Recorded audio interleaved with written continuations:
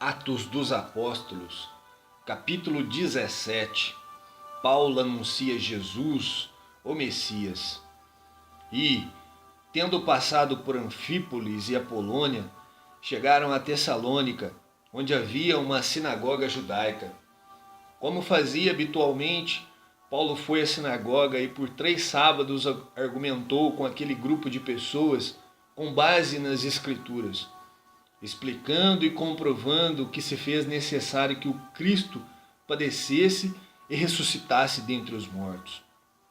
E proclamava: este Jesus que vos anuncio é o Messias. Assim, alguns dos judeus foram convencidos e se uniram a Paulo e Silas, bem como uma multidão de gregos obedientes a Deus e diversas senhoras da alta sociedade local.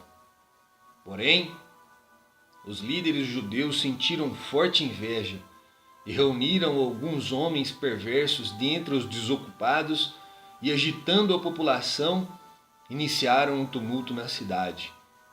Invadiram a casa de Jason em busca de Paulo e Silas, com o objetivo de arrancá-los para o centro do ajuntamento da multidão.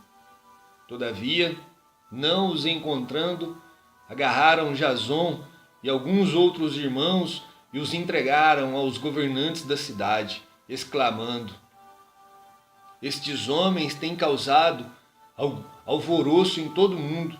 Agora chegaram também aqui. E Jason os hospedou em sua casa.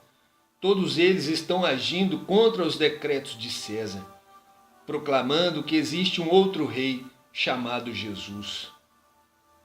Ao ouvir tal denúncia, toda a multidão e os governantes da cidade ficaram apreensivos.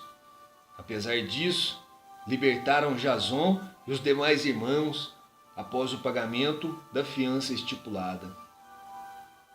Os bereanos estudam a palavra.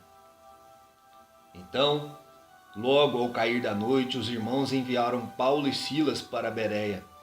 Chegando ali, dirigiram-se à sinagoga local. Os bereanos eram mais nobres do que os tessalonicenses, porquanto receberam a mensagem com vívido interesse e dedicaram-se ao estudo diário das Escrituras, com o propósito de avaliar se tudo correspondia à verdade. Dessa forma, muito dentre os judeus creram, bem como um grande número de mulheres gregas da alta sociedade, e não poucos homens gregos. No entanto, quando os líderes judeus de Tessalônica tomaram conhecimento que Paulo estava ensinando a palavra de Deus em Bereia, rumaram imediatamente para lá, agitando e instigando a população. Rapidamente, os irmãos enviaram Paulo para o litoral, mas Silas e Timóteo permaneceram em Bereia.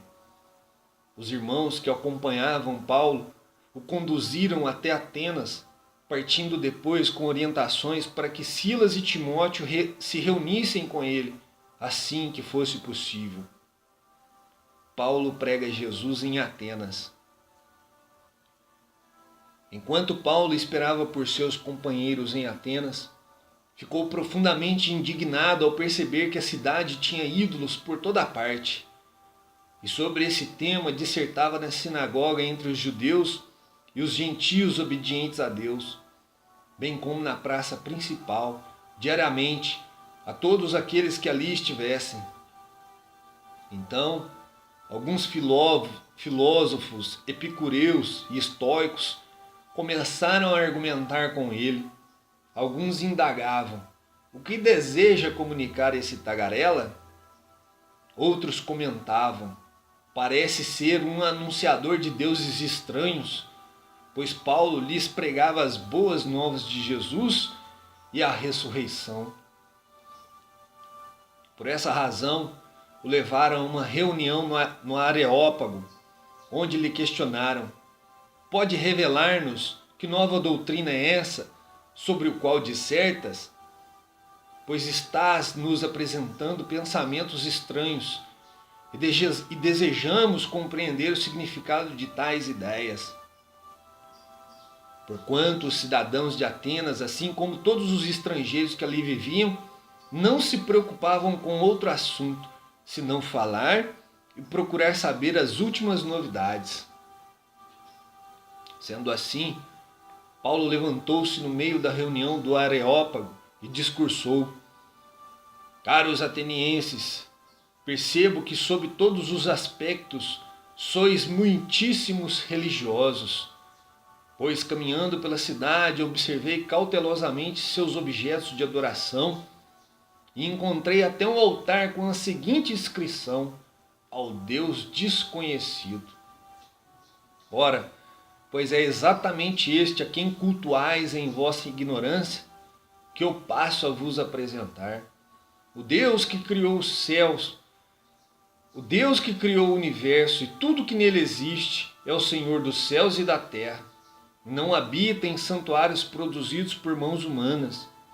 Ele também não é servido pelas mãos dos homens, como se precisasse de algo, porquanto ele mesmo concede a todos a vida, o fôlego e supre todas as nossas demais necessidades. De um só homem fez Deus todas as raças humanas, a fim de que povoassem a terra, havendo determinado previamente as épocas e os lugares exatos onde deveriam habitar. Deus assim procedeu para que a humanidade o buscasse, provavelmente, como que tateando, o pudesse encontrar, ainda que de fato não esteja distante de cada um de nós. Pois nele vivemos, nos movimentamos e existimos, como declaram alguns de vossos poetas, porquanto dele também somos descendentes. Portanto, considerando que somos geração de Deus, não devemos acreditar que a divindade possa ser semelhante a uma imagem de ouro, prata ou pedra, esculpida pela arte e idealização humana. Em épocas passadas, Deus não levou em conta essa falta de sabedoria, mas agora ordena que todas as pessoas em todos os lugares cheguem ao arrependimento, porque determinou um dia em que julgará o mundo com o rigor de sua justiça, por meio do homem que para isso estabeleceu. E quanto a isso, ele deu provas a todos ao ressuscitá-lo dentre os mortos. Uns debocham, outros creem.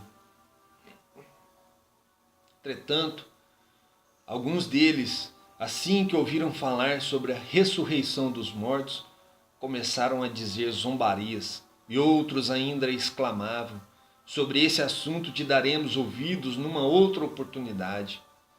Depois destas palavras, Paulo se retirou do meio deles. Aconteceu, porém, que alguns homens se juntaram a Paulo e creram. Entre eles estava Dionísio, membro do concílio do Areópago, e uma mulher chamada Damaris, e com eles algumas outras pessoas.